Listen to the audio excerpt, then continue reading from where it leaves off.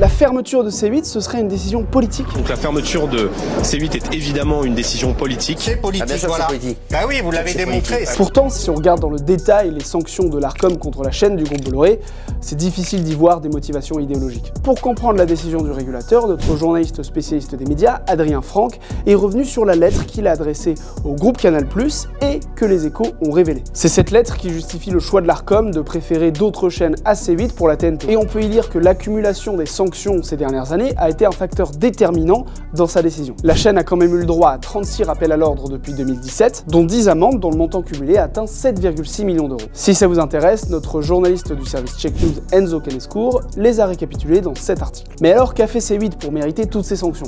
On va rembobiner un peu. 2017, Cyril Hanouna piège des homosexuels avec de fausses annonces sur un site de rencontre.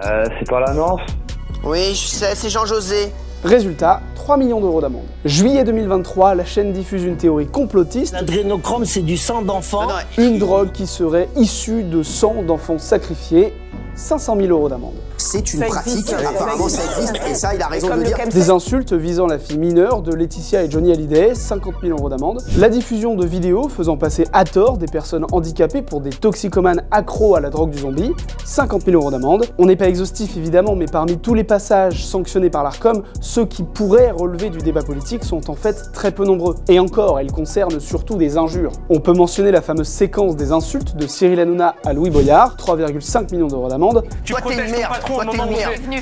Tu viens ici, tu fais le malin, t'es une merde. La cible est certes un député insoumis, mais en fait, si ça avait été un député d'un autre bord politique, est-ce que la sanction aurait été si différente que ça? Dans le même ton, Hanouna avait aussi insulté Anne Hidalgo, ce qui avait valu à la chaîne 300 000 euros d'amende. Bref, derrière l'ensemble de ces sanctions, il n'y a pas beaucoup de politique. Et avec la fermeture de C8, ce ne sont pas des idées qui sont censurées, ce sont des faits qui sont juridiquement condamnés. Alors on peut se demander qui est le responsable. Est-ce que c'est l'Arcom qui joue son rôle de régulateur, ou est-ce que c'est Cyril Hanouna qui a un petit peu de mal à réfréner sa propension aux insultes et aux fake news?